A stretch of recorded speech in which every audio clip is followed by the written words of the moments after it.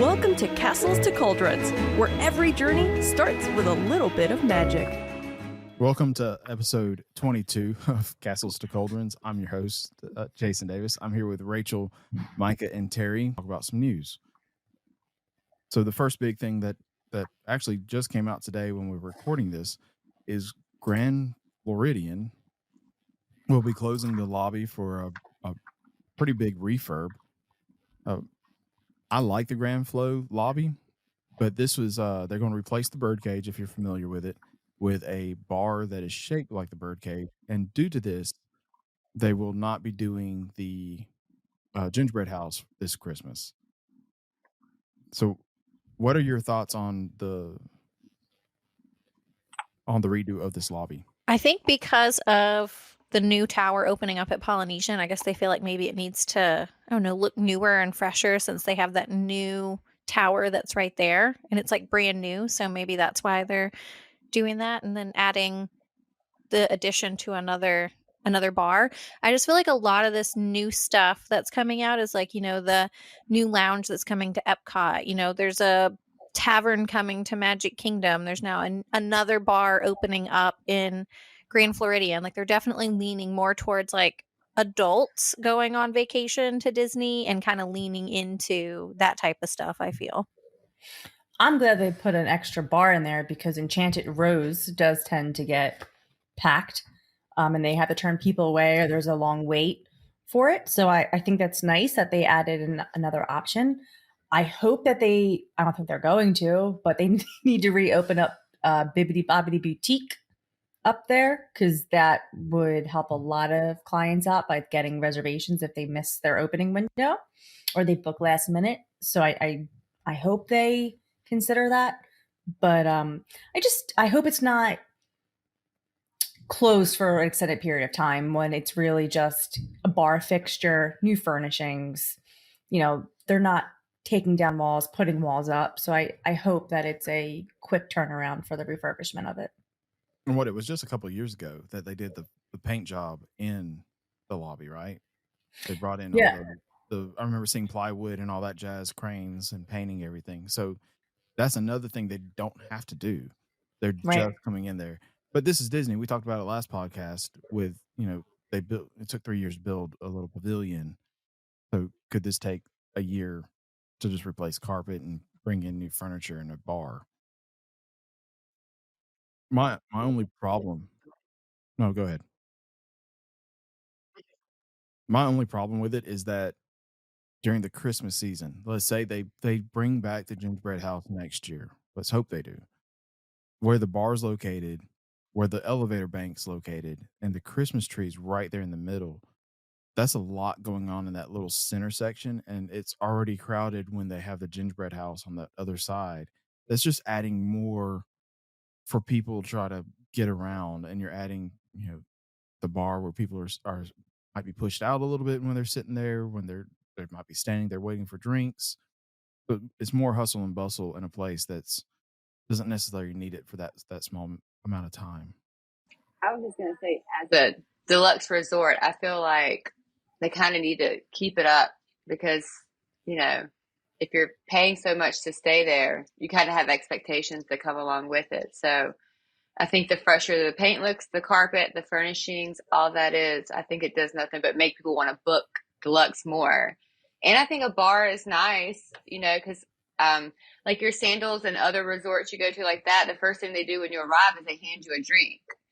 And while there it's complimentary, and at Grand Flow it's not, it is nice to get off a plane, get out of an Uber or a bus or whatever you take to your resort. And while your wife or your husband's checking you in and you've got the kids or whatever in the lobby, or you're waiting for your crowd to come down for dinner or something, it's nice to just walk up to a bar and say, hey, I just need give me a gin and tonic just to relax a little bit. So I think it elevates it, I feel like, a little bit.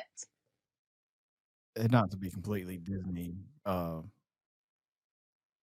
I hate Disney type stuff, but I do like that they're not going and saying, hey, we're going to make this a Days Inn lobby. They've made everything so modern and everything they've done. They're keeping that aesthetic. It's still going to have the carpet. It's still going to have that old Victorian feel to it. So I love that they're going to do that. They know that's the brand that Grand Floridian is, and they're not going to try to stray from it. They're going to keep what everybody loves about that lobby and why people want to go in there. I do agree though that they need to bring back like the Bibbidi Boppity and stuff like that for those type clients, because those are your high end clients that might not want to go all the way into the park. They want their daughters dressed up first thing, and then they go in the park all pretty. Or they could even go down to 1900 Park Fair. Yeah. When after they're done being made over. But I do love that they kept the theme on point with the Grand Floridian. They didn't try to make it something that it's not. So I do have to applaud them on keeping it with the aesthetics. Okay. Well, the other big piece of news that we have is Media Days for Epic Universe was this past Saturday as we record this. So we've now had a bunch of the influencers and content creators and even news outlets were posting videos and their thoughts on the first park. And we've had the opportunity to watch. None of us has still been there. Me and Micah have submitted to go there in April.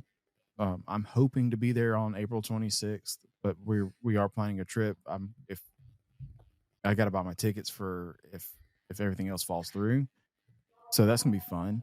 And Micah's gonna be there a few days before me, so she'll have that on me, and I'll be at home in the corner sobbing. I was theme park. Well, I was already having, just from watching the media previews and everything, just the biggest FOMO of all the stuff, like seeing the ride, the different lands and the rides and the food and all the things. And I was very excited, and I was like, man, if only I had an annual pass and I could get an annual pass, preview ticket to be able to go. And then I think Universal is trying really, really hard to have this be perfect on opening day, which is why they're opening these previews to military and annual pass holders and Universal Resort guests to be able to do this. What is that, April 17th through May 8th? Yes. So, they're going to have limited tickets for those days, but they want it to be perfect when they open on May 22nd, which is really exciting that they're putting that much effort into it. And they want the team members to be ready and all the rides to be doing well. And as soon as that, the possibility that I might be able to go, just, I don't know, makes me very excited. And I can't wait to report back if that actually happens. And Jason and I can compare notes to what we think about it. Yeah, and we'll get a full episode of Mike and I pretty much talking about it and what our actual thoughts are when we first walk into this place and experience for ourselves. But we're going to take some time to talk about it now as what we've seen from the media and what our expectations have changed in areas. If something moved up in the list that we want to do, if there's food that we want to try, if there's merchandise we saw we want to buy, is first and foremost, this park from just the videos is gorgeous. Walking into Celestial Park and seeing all the greenery, all the water, the flowers, flowers are beautiful. It's like a breath of fresh air to see something new for a theme park. It's not focused on a castle, a tree, a globe. It's just a park, and it's nice. I was going to say, I'm just super impressed with how immersive everything is. I knew it would be with how Diagon Alley is and Hogsmeade and stuff and how immersive that is. But the videos, when you watch them walk into Isle of Berk, it literally looks like you're stepping into that movie, like a cartoon movie. You're stepping into it. You have the dragons, you have the hill, all the things. It just looks fantastic. When you're going into Super Mario, right now, I'm sure there's a way for people with wheelchairs that probably have elevators, but going up the escalator and the little green tube when you're going up, it just, I don't know. It just looks very exciting. My 7.5-year-old Kova is so excited. He's like, oh, is that Mario? He's like, that's so cool. And he's really excited about How to Train Your Dragon because that's one of his favorite movies. So he looked at it and he goes, that looks like the real Toothless, with that Toothless meet and greet. Yeah, that looks awesome. Cute. I was like, can we do that? And he was like, yeah, if we get to go, let's go meet Toothless. So I'm willing to stand in any line for any of these rides really that I've seen. And just to be clear. Universal doesn't allow videos to be taken on their rides. Does that mean there aren't ride videos? No, there have been. We've watched Monsters Unchained. There is one for Hiccups. Wing Hiccups Coaster. gliders. Yeah, wing glider. Hmm I think So they're recording a lot of this stuff on those Meta glasses. yeah, Oh, that's smart. Yeah, like people are wearing glasses and they can do the video, so it's not like you're risking holding a phone and dropping it. Like, that's why Universal's big thing is like the safety of people, but I'm pretty sure it's through those Meta glasses. Like I've seen videos of Velocicoaster where people are literally like it's like recorded on Meta glasses. Well, as an owner of Meta glasses, I will not be doing that. I spent too much money on my glasses to have them, accidentally fly off of a coaster or something. You know those straps. I'm not gonna be looking like a nerd. I already look like a nerd anyway. I was like, any more than you already do? Get strap a GoPro to your head, Yeah, my big old head. So let's just kind of go around the park and talk about what we've seen. I will say that the story for Epic Universe is you are coming into the park the day that the portals align. So the main Kronos Tower is what you walk through. The first, it was the arch at Universal Studios. It's just the port of entry over at IOA. But this is the Kronos that's bringing you to where the gods can go to all these lands, and the portals are all open on this one day that you're there, just magically. No other day of the year. So you walk through there, and that's how you can get into. So Celestial Park is where the gods live, and then all the lands you have to get into through a portal. A lot of the reactions we've been seeing is what was previously mentioned by Micah is the How to Train Your Dragon. I've not watched but the first movie, and I am excited though for this land. I mean, just how it just looks so amazing. Like when you walk in, and if you've seen the movies, which you've only seen the first one, like if you've seen all three of the movies, because apparently the Isle of Burke is supposed to be set between movies 1 and 2. So kind of between that. And Kova apparently wants to go ruin it for Hiccup and tell him his mom's alive. So he's like, I want to go tell Hiccup his mom's alive. She's not actually dead. I was like, okay, you can do that. He's probably just going to play along with it. But just to see those different things, like when you walk in, like I think the lands, especially Isle of Burke, is larger than I guess what I thought it was going to be. Like when they're walking in and walking around, it just looks huge compared to like a lot of lands you think about, think of Disney and like Toy Story Land. It's not that big. Like, there's a couple things there you walk through. It's not very big. This looks massive. I think it is the biggest land besides Centennial or Celestial. Mm-hmm. Sorry, Celestial. By the way, thanks for ruining How to Train Your Dragon 3. Yeah, I'm kidding. I just said I've only watched the first one, and then sorry, Hiccu's mom's still alive. I think it's in 2, but either way, I haven't seen it, so I didn't know it. But now I do, so I can be like, "Hey."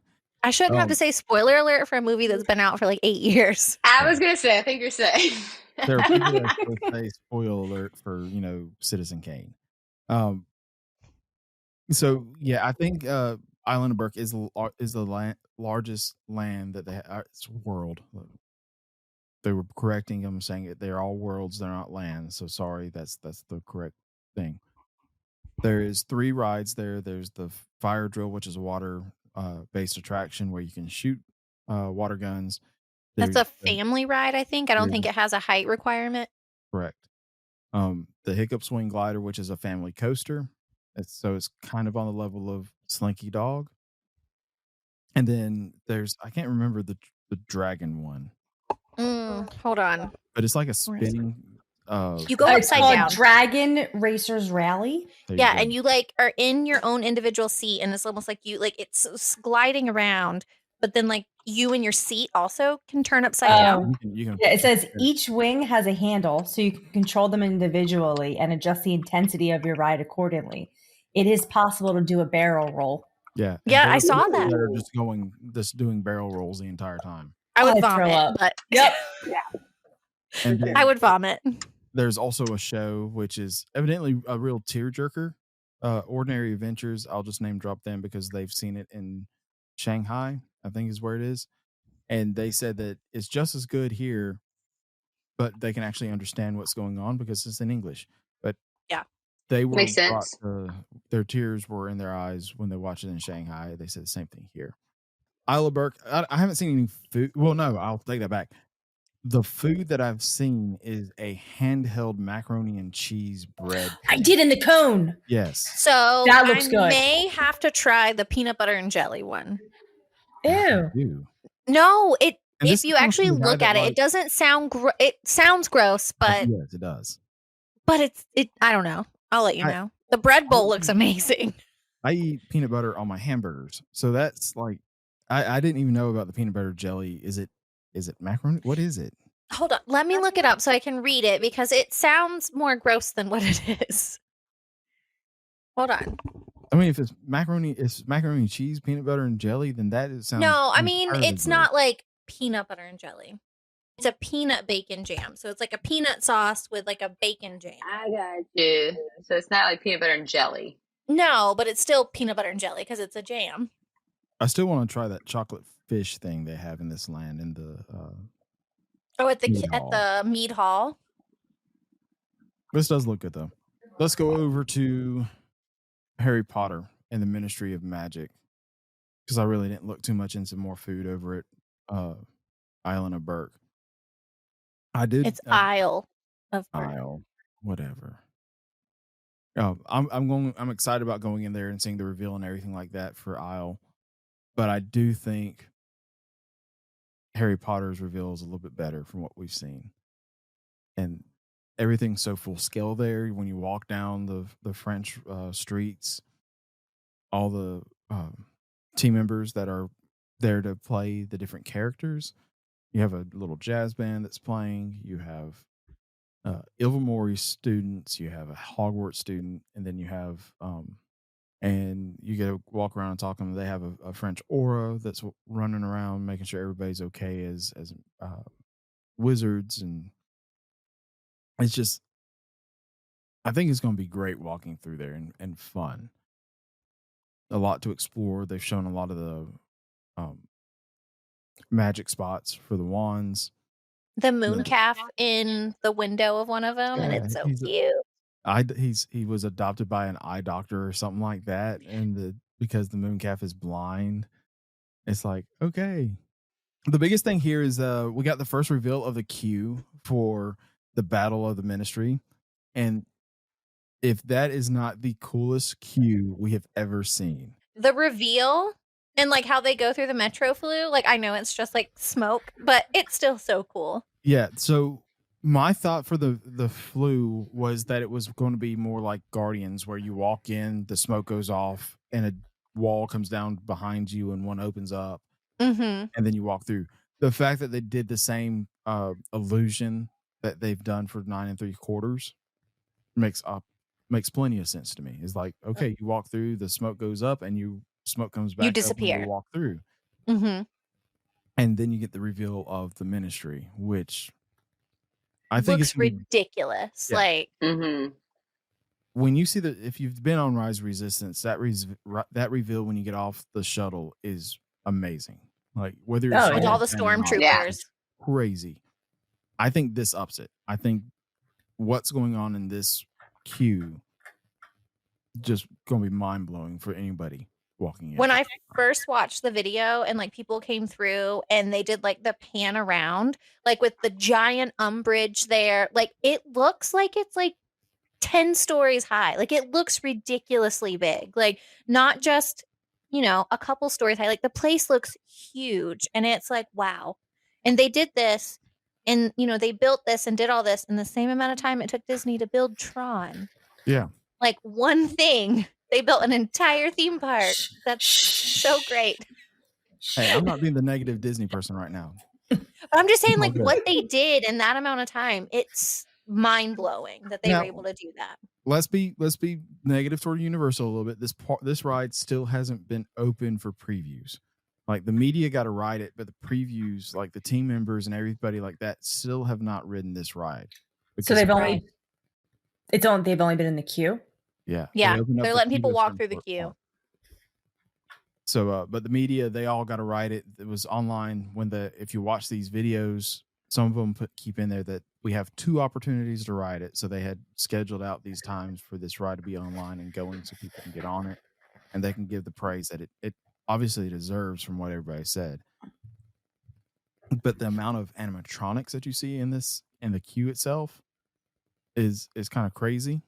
The amount of screens they have for the moving portraits and the moving plates when it comes to Umbridge's office is they've put so much detail into this, and it's I don't know. I don't know how I'll act when I walk in. I'm not going to cry, but I'm probably going to be like, "Holy crap!"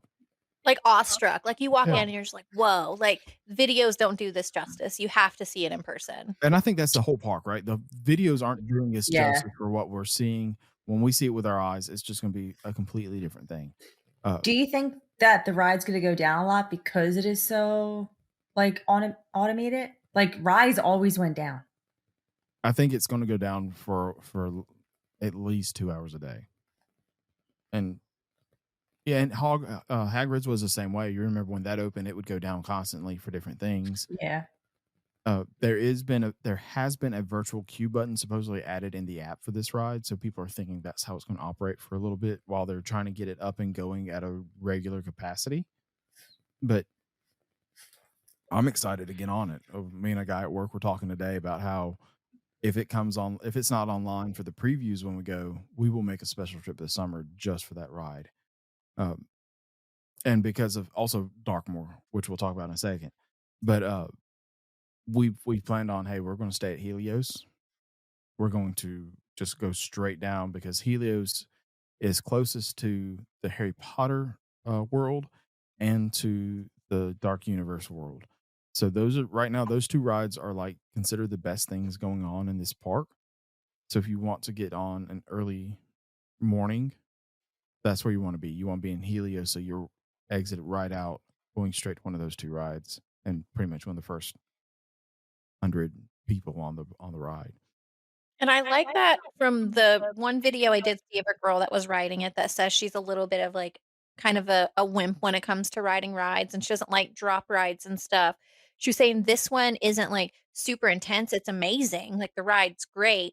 And it definitely like moves back and forth, up and down, but it doesn't have like the sensation of like a drop. Like even though the ride like does go down a little bit, she's like not even intense as like Rise of the Resistance. Like there's still like a drop, and with the screens, but because it's not 3D, there's people saying that they're not getting as motion sick on this as they do like Forbidden Journey or Cosmic Rewind or Ratatouille. You know, those types of rides where people do get really motion sick. They're not having that same effect on this one. I'll also say this: Universal's been getting ragged for years now that a lot of their attractions are screen based. This one still has screens, but they've put animatronics in. So Ron, Harry, and Hermione are all in the ride itself. Naturally, if you don't know the story, the ride is you're there for the day that Umbridge is being put on trial. So and Harry and Ron are now working at the Ministry. I think Hermione's also working at the Ministry. So you walk by their lockers in the queue. But Ron and Harry are actually animatronics in the ride themselves.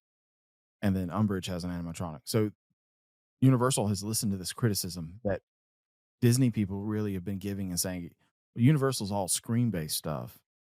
Now you're getting a lot of these animatronics in. So, and Darkmoor has even more over at Monsters Unchained. So to say I'm excited, I haven't seen anything about the show. I haven't really listened to anybody talk about the show.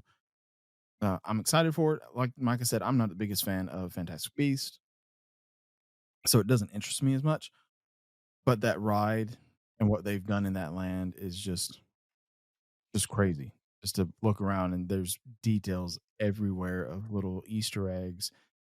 Supposedly they put a Daniel Radcliffe placard on one of the statues in honor of him. It's not spelled the proper way, but that's good that they have something there as Warner Brothers starts looking into creating a new series with a new Harry Potter. Let's move over to probably my most anticipated land, And this has not changed. And I think I have even more solidified that I want to see it for the first time at night after seeing everything I've seen in the past 24 hours of the nighttime stuff, because now the park's being open a little bit later, is the Monster Dark Universe. You go to the town of Darkmoor. There are 2 rides here. There's a spinning coaster themed after the werewolf. And then you have Monsters Unchained, which is a dark ride on a kook arm, like the Forbidden Journey is. And this ride looks crazy because it's a lot of animatronics.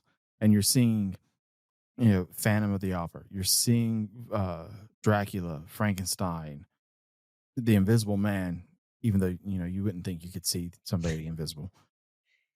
So you're seeing all these great villains, great monsters. And you see Victoria, I think it's Victoria Frankenstein's her name. It's like the great granddaughter or Yeah. something like that of Dr. Frankenstein. So and Igor's there, which the videos of Igor walking around Darkmoor is great. I don't know if you've looked any of those up, but seeing his interactions with people, he looks just like what's in the pre-show. Mm-hmm. You have 2 animatronics in the pre-show. Dr. Frankenstein's a pre-show, and Frankenstein's monster is an animatronic also. So seeing those 2 go back and forth, and they're, I think she's projected. I think her face is one of the projection. Yeah, from the videos faces. I've seen, it looks like the face mapping that they did, like with the projection on her face on an animatronic. But it's not as bad as the dwarves or the No, Frozen ride, where you can clearly see it. Like, it makes you Mhm. question it. You can see some light coming through. Rachel, what are your thoughts since you've seen some of the ride through of this? And So the Curse of the Werewolf, like, I understand it's a family coaster, but the fact that it spins like that and like you're at its mercy and it goes backwards, it reminds me of Guardians of the Galaxy almost. it's worse than Guardians. Yeah. I don't know how it's only 40 inches to get on it. It doesn't go upside down, because at first, for some reason, I thought it went upside down. It does not go upside down. Yeah, if it's worse than Guardians, then I'm not gonna be able to get on that. Because Guardians You're is like going a on. controlled spin. This is like not controlled. No, it's by its weight. Yeah, you Yeah. can't see it. Yeah, but so if I'm wearing a shirt right now for the Time Traveler roller coaster in Branson, Missouri, Silver Dollar City, and it's the same ride system. So it's a free spinning coaster. We took a trip all the way to Branson just to ride a coaster like this, because I thought that was what Guardians was going to be like, and I wanted to know what it felt like. And this is probably one of the best coasters I've been on. So if I was in a car, say with like Micah, but then it would spin differently than if I was in a car with my husband, because he's 200 pounds and 6'3". Yeah. So Mhm. like say the 4 of us, your husband, me, and Micah all get in this, and me and your husband are sitting diagonal from each other. Mhm. No would be on a ride, because the Yeah, it weight would just be shifting so spinning. much between the 2 of us. Oh my God. Yeah. I mean, Yeah. I'll try it. Like, if I'm here, like if I get to go and we're there and Kova will ride, I think Kova will, because he's getting braver, be able to ride it, then I'll ride it. I can't say I'll ride it again, depending on how I feel when I get off. I mean, it looks fun, because I know watching like the POVs for it, and there's at one point where it's like you go up a hill but not all the way, and it rolls back, and then you have a launch into the hill. Yeah, so it's a Like, and multi-launch. around. It's a multi-launch coaster. So you'll get launched up, and you'll stop for a second, come back, go up a little bit more on the backside, and then it'll launch you for the 3rd time, and then you Nope. do the whole coaster. Nope. I not mean, going it on sounds I just- fun. I rode a similar one here up in near Blowing Rock. There's a place called Tweetsy Railroad, and they have like a little tiny version of this that like spins like that. It's fun, but it's a small version of that. Like, it's not a big version. And this is actually smaller than Time Traveler. Time Traveler was a pretty big size coaster, and like I said, I will ride it. I'll probably ride it multiple times. I would hope that we can all get on it. We do an HHN trip, and we all go on and get on this ride together, just for the sake of us. I'll be like the mom cheering and taking pictures from the sideline. No, you I need to get on I it. don't think I'm getting on it. I mean, and someone who's not like super into like the Universal monsters and like Darkmoor was not at or Dark Universe was not at like the top of my list for the things I'm excited for. Seeing the stuff for Monsters Unchained makes me want to ride it. Like I want to go just to see the animatronics and how that ride's going to work and see the story, because apparently the story is a really great story that they take all the way through. And just getting to go into the castle and like the queue, like just getting to see all of that, I'm excited. I'm going to kind of skip over to food. And also, probably the food that I'm most excited for is like this pretzel steak that, like, a steak, as in it looks like a steak you would stab a vampire with.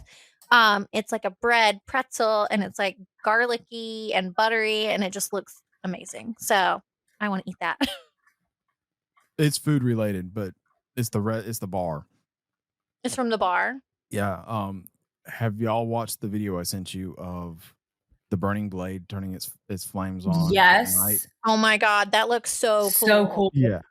That Jinx. is 100% the reason I want to be there. And then they also say like throughout the day, like the electricity runs through the town and goes into Frankenstein Manor. So to power all this that Dr. Frankenstein's doing.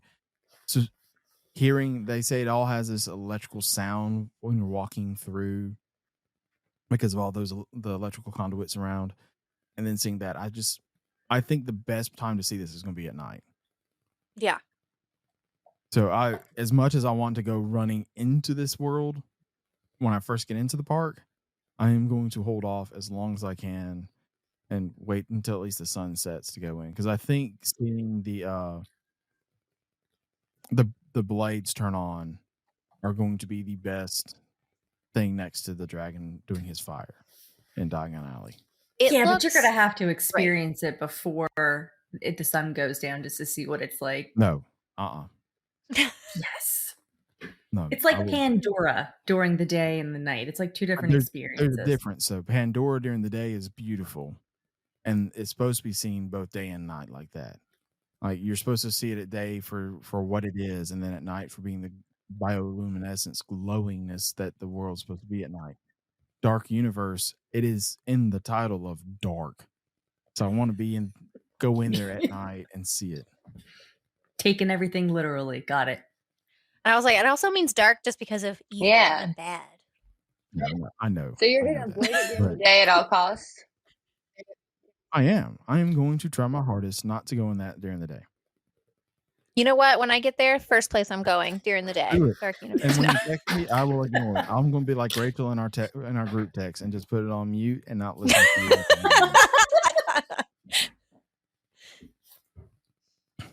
So that solves that. And then I'll just mute the group text too. I didn't see anything else food wise like there. I know I saw like inside of like the Das Steakhouse. It looks really great. The theming on the inside is really cool on that. But the pretzel is the thing that I saw that I really want to eat. We do have to talk about this since we talked about it last episode. The bathrooms in this world are black. Oh, that's cool. How do you know that? Is there videos already? Yeah, there's pictures of it. And everybody that was going in was like, it's so cool because the toilets and the It's like black tile too? Like it's black on black? That's neat. So yeah, I don't know if it's black tiles or something. I don't remember paying attention too much. I know it's darker in there, but like they spent the money on the bathrooms to make them. And from my understanding, like the French bathrooms over there for Harry Potter, the same way they spent like real good money on the sinks to make them elaborate and what you'd have in France. I love that. They're black.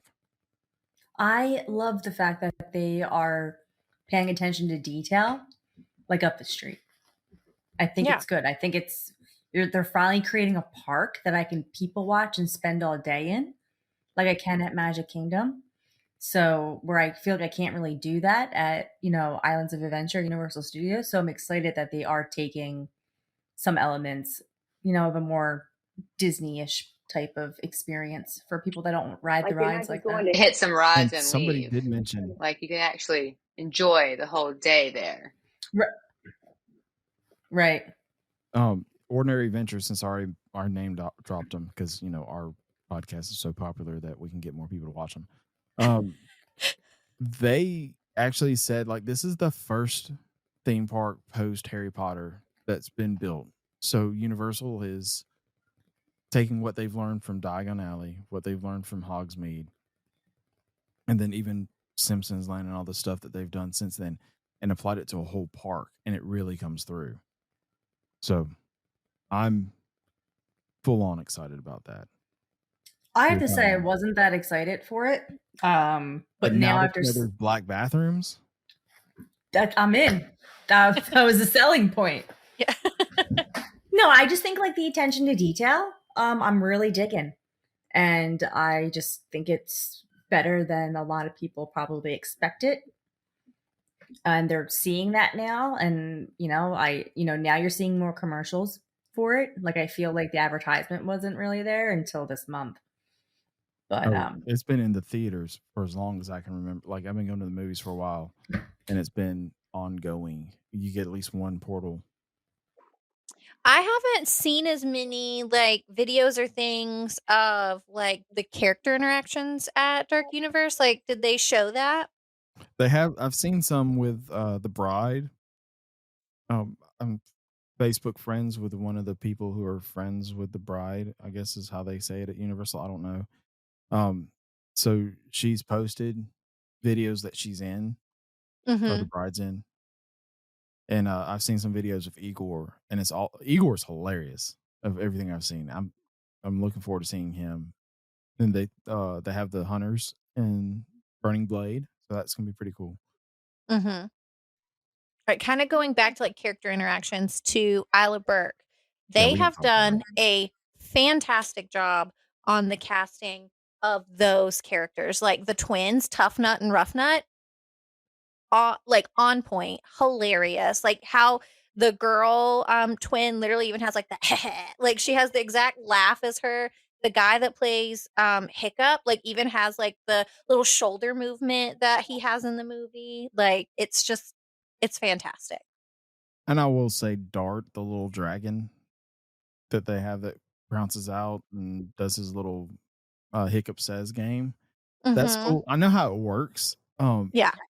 But Travis doesn't. So when he saw it on TV, he's like, "Oh, that's so cool!" And we all know how Toothless works himself. He's pretty much just a full animatronic. But then you have the roaming dragons too. That's stuff that Disney, Disney has Doug walking around, not Doug, but Kevin walking around, and that's a big animatronic. But he only comes out for a short period of time and just does one little path and doesn't stop for many interactions. This is full on a dragon interacting with people walking around. Yeah. So they have Astrid there with her dragon. Like it's another level like of those types of interactions. These three lands. So Isla Burke, Ministry of Magic, and Dark Universe all have these characters just roaming around and interacting with everybody. And it's Universal saying, hey, entertainment's important in these lands. Well, the parks down the street that I don't want to be too negative about has still said, hey, we're not going to bring back live entertainment into the parks to that, like the Citizens of Hollywood or Citizens of Main Street. Those are important. And I think if these people can, they can see how popular they get on social media, especially like TikTok and whatnot, that maybe Disney says, let's bring back these citizens and kind of up our game again, because people really do enjoy this. Let's go ahead and go over to the last land that they have, and that is Super Nintendo Land, which is Super Mario themed and Donkey Kong themed. And Yoshi. And Yoshi. But Yoshi's Super Mario. So walking in for the first time in Hollywood, you get overwhelmed. There's a lot of color. There's a lot of movement. There's a lot of everything just happening. And it's also confined in Hollywood because it's such a small space. Ordinary Adventure was the first video I watched.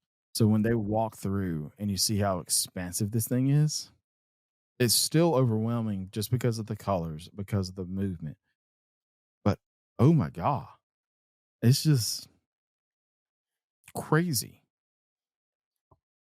It looks, again, like I said with Isla Burke, where it looks like you walked into the cartoon, it looks like you're walking into the video game. Yeah. Like the noises, like when you go through the green tube, like they have the noise there. A pipe. It's a green pipe. Pipe tube, same thing. The other day when I was talking to someone. It's aisle, not island. He is a plumber. I was like, the sewer. He is a They jumped plumber. down. It probably is, but I mean, it's a green pipe. They call it the green pipe. It's a tube. It's a tube, technically. I know. But Um, it looks like you're walking into it. And that Donkey Kong roller coaster looks so fun. I don't know if I've said it here. I know I've said it in the Facebook group and in some of the agents asking me questions about my thoughts on Epic. Mario Kart is not a must do for me since I've done it. So when I go into this land, Donkey Kong is where I want to go. I want to ride that ride. I feel like Yoshi's Adventure is going to be more my speed. It's cute, and you can collect eggs along the way. Yeah.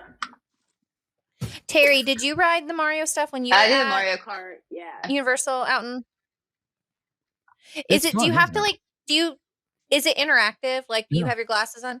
All right, so I can already tell you, Kova's not going to want to ride it because my child hates the interactive rides. Like, he doesn't like Buzz Lightyear. He doesn't like Toy Story Mania because he doesn't want to feel like he has to compete because he thinks he'll lose. And he Okay. hates to Aw. do those things. And Terry can back me up on this. It does Yeah. feel competitive because you are doing Mario Kart. It doesn't feel like those rides. It's not a You're not- shooter game so much. You have your steering wheel that you're sitting there You don't feel like driving. competing against people But beside you, even though you are. It feels more first person. And you it's like a kind of a helmet thing that kind of fits over. Yeah. What's the thing called that you wear? I mean, It's yeah. a visor that they A put VR, on that looks like, like a hat, and then it's an AR glass that Yeah. attaches to it. But you only see what you're doing. You can't even see, like, if we're all in a vehicle together, I can't see anything y'all are doing. Yeah. I can't see if you're shooting shells. I can't see if you're picking up coins or anything like that. I don't even know what Yeah, you're I scoring. suck because I couldn't figure it out. My So- husband was doing great, but like Jason just said, I had no idea what he was doing. I thought it was just me playing, and he's like, "You're bringing me down, like you're making me look bad." I was like, "Oh, I thought I was just out here on my own little thing." And if I remember right, no one in the car will know what No. you did at the end of the just ride. tell him that no You'll one know if you knows look he's out like- there by himself. He'll never know the difference. It's not like at the end they post scores or anything. They post a score for the whole like Yeah. the day. Like, here's the high score for the day, and here's the high score for the car, stuff like that. But for all you know, your whole car is trying to win the race. So it's either Bowser wins or Mario wins. But he doesn't have to know that you don't know he lost. Yeah. Like, everybody in the Right. car loses. But if he goes, "Mom, I won," you'd be Yeah. like, "Yay!" Yeah. And you're like, "I know you lost because we lost." I'd be like, nah, Yeah, mommy it's beat you. Not like Buzz Yeah. Lightyear or Toy Story Mania, where like the score is right there beside your little gun when you get out of the car. Right. Okay. Now, I have to say, food-wise, this is the place I'm least excited for food out of the 4 lands off of Celestial Park. I haven't really seen stuff where I'm like, have to have that. I did say, because I know when we did this whole thing, we talked about like what food were we most excited for, and Terry said the Bowser's meatball. And I have heard really good things about that. People really like it. It's spicy. It's hard to beat a good meatball. It's a really good meatball, but like, right. But for me, like, I'm way more excited for like that mac and cheese bread bowl. Yeah. Or, clearly, The I really pretzel, like carbs. the garlic pretzel. Yeah, give me all the carbs. Like, just let Yeah. me have all of those. Also, I really like now seeing stuff. I'm not as excited for the butterbeer crepes, but I still want to try them because it's butterbeer crepe. But Let me say something about butterbeer right quick, because I have tried almost all the butterbeer stuff since it's been butterbeer month. And like, I have the butterbeer gummies, and those don't taste anything like butterbeer. The butterbeer goldfish don't taste anything like butterbeer. So I'm almost like now at the point of disappointment for how much butterbeer doesn't taste like butterbeer in these things. right. Like the kisses taste amazing. But I'll try the crepe once. I tried the puff, and the puff was like meh. good. But now I'm disappointed. You said it was me. Well, you're new to Universal, so we'll excuse you. I will say we talked about characters a little bit, and then been so interactive and walking around. Super Nintendo is not that way because these are a lot more costume characters. So there are scheduled meet and greets that you will stand in line for, and it's not as fluid. Uh, so that's the negative, and it's still good because these characters talk. You know, you can go up to him. Mario is going to talk to you. Peach is going to talk to you. Peach's mouth moves, which is kind of weird. Um, Toad is fun. I need to see if I can find this video of Toad dancing because it's really fun. So the biggest thing though for Mario with interactiveness, since you don't have the characters walking around, is the power up bands, and they kind of look like magic bands. They uh they connect to your app, and you can run around, and like in the Mario games, you can hit blocks. They have all the question blocks up, and you can hit them, get coins, and then there's interactive games throughout that world as well. So you can go up to and fight a Goomba, or you can fight the big piranha plant, and it looks real fun. Everything when we've gone to Hollywood, they all look great. We just never spent the money on a power up band, and they're reversible, so you can use Epic's bands in Hollywood and Hollywood's bands in Epic. So if you buy one and you end up going to Hollywood, you don't have to worry about buying a new one just to use out there. So Celestial Park, we'll end there. Food wise, the only thing I've seen is it's the Oak and Branch. I think is the name of the restaurant. It's the barbecue restaurant, and that's where the media was fed that day. It looks good. Barbecue. Who can mess up barbecue? Everything there looks good though. I'm excited to try that. I've seen videos of the inside the Atlantic, and it looks It's Oak and beautiful. Star, by the way. Oak and Star. Okay. We have to figure out which place has the drink that had the on fire sugar cube. It was the Meteor something was the name of the drink. I think that's Pizza Moon. Well, Pizza on the moon. And meatballs. I haven't seen it. I've seen the inside of Pizza Moon. It looks fun. It's a homage to one of the first movies out there. So I'm excited to eat there, but I'm really excited to see what the Atlantic's like and eat there. Rides though, you have Celestial Carousel, which is a unique carousel. Like you think about the ponies or the animals and everything like that that's attached to the roof, and it just goes up and down in one circle. This thing is one big turntable, and then it's a few turntables on top of it. So think more like the teacups over at Magic Kingdom. And instead of the poles going from floor to ceiling, this is only coming out of the floor. So you're moving up and you're being turned in two different directions. Looks interesting. It's like a very slow turn. Like it's not fast. You're not going to get fast. No one can sit there and spin you around super, super fast and people throw up and all that jazz. It looks fun. It looks relaxing. You'll see me on it only probably once with Travis. And then I'll be done. What if it's his favorite ride and he's like, Dad, let's do it again. And you have to ride it 10 times. Maybe, but I doubt it. I'll go do the water splash pad that they're claiming is an attraction. My one that I'm super excited for in this is Stardust Racers. It is the dueling coasters that have a flux capacitor on the back. And something you should know about the park is that in the Celestial Park is there are hidden homages to our Easter eggs, I guess, really, to the other parks. So like the flux capacitor used to be on the Back to the Future ride in Universal Studios Orlando. So you'll find little things like that all throughout the park, all this park area. But I'm excited to ride that coaster. It looks intense. It looks outside, not intense. It goes upside. It goes like it inverts. It only has one inversion, right? Okay. Like when it's twisting. It has at least one. We'll say right. I am surprised that it's only a 48-inch height requirement because people are saying like the level intensity is close to Velocicoaster. Velocicoaster. Like it's very close to it, like to the point my 7.5-year-old Kova is 49 inches. There's not a ride at Epic he can't ride. He can't ride Velocicoaster. He can't ride Rip Ride Rocket. He can't ride Hulk. So like there's rides at the other two parks that he can't ride. But at Epic, there's not a single ride there that he's too small for, which I think is like- great. Yeah, Yeah. I agree. I really think like that's that. great because he's only 7.5 and he's not a tall 7.5-year-old. So there's going to be kids that are like 5 or 6 that are younger than him. They might not be ready for rides like this, but they have it opened up to where it is more family. Like you can have rides for everyone. There's not going to be any rides there that if he, like the only way he won't ride it is if he doesn't Yeah. want to. Like it'll be like all of us can go on it together. We're not having to do rider swap because he's not big enough to ride Stardust Racer. Do I think he's going to get on that? No, because Slinky Dog is a lot for him and Cosmic Rewind. Like he's just getting to that point.